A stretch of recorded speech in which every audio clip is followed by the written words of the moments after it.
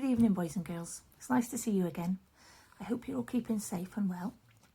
Before we start our story tonight, I would like to say a special hello and welcome to Tegan and Kellen, who are listening all the way from Cardiff.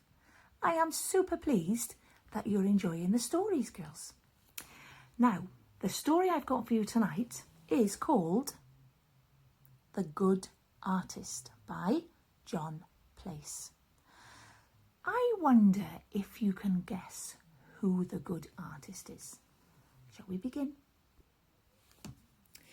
In the beginning, there was a blank page. It belonged to the good artist, who was well known for making perfect pictures. He never made mistakes. One day, the artist began to draw on the page. He drew the sun and the sky. He drew the land and the sea.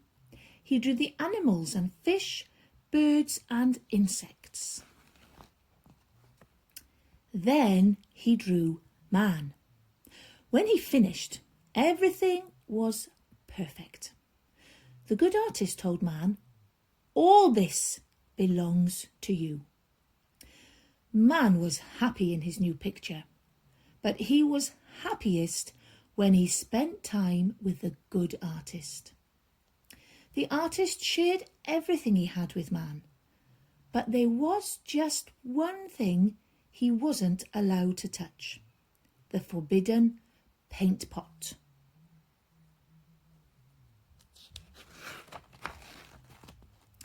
The artist made man a friend, someone to help him. She was called Woman.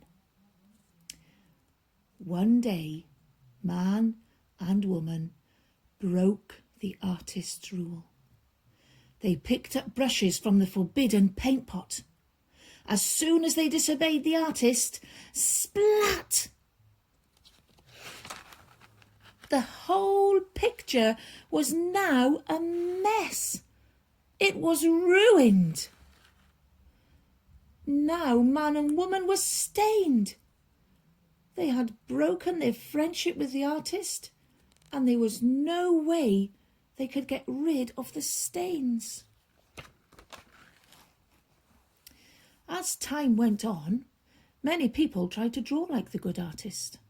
At first, they drew good things like clothes and shelter. However, without the artist's help and instructions, people also drew bad things like weapons. It was not a pretty picture. People began to argue and fight with each other instead of asking the good artist what to do. This caused a lot of hurt and pain.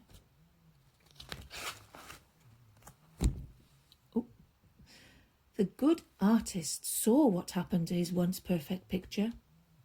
He still loved the people he had drawn. This time he drew a special instruction book to show them how to live and be kind to each other. Some people read the instructions and tried to follow them.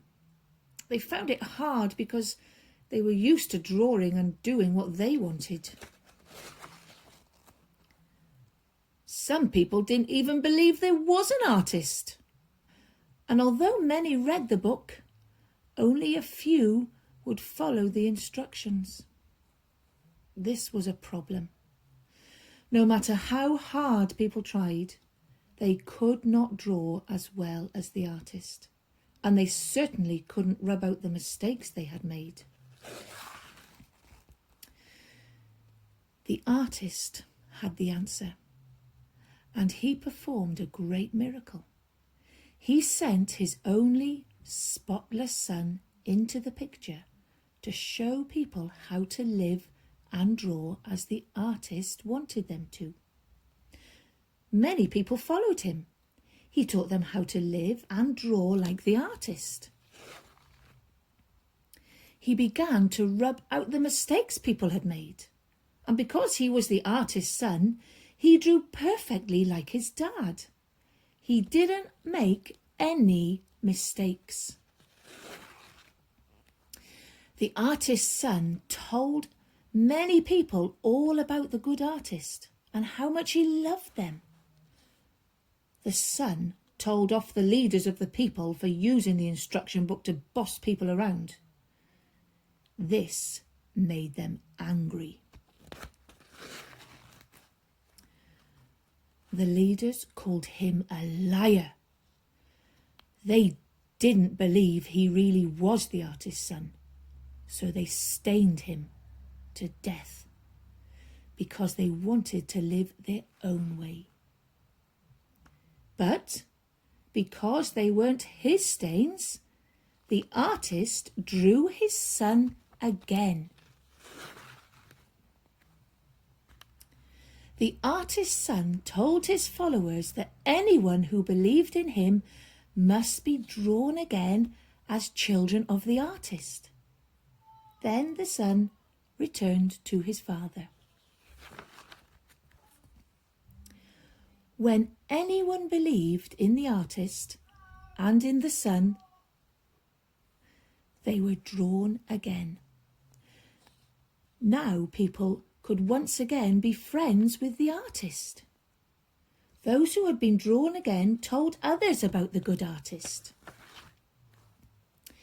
Many other people came back to the artist and were drawn again. At the very end of the artist's picture, those who believed in his son were taken out to live with the artist and his family forever. Not the end. Well, did you guess who the artist was? It was God, wasn't it? And that story was the story of the Bible, about how God made us, how we disobeyed and went our own way, and about how he sent his son Jesus to rescue us and to give us a new life. I think that's why at the end of the book it says, not the end. Because, and this is the great thing, God is still drawing people again. He is still getting rid of all the bad things in our hearts, and he still gives new life to people, to boys and girls. And he can still give new life to you if you haven't asked him yet. And you can do that today, tonight, tomorrow, whenever. But sooner is better than later. So I hope you enjoyed that little story tonight, and hopefully I will see you a little bit later in the week. Night night.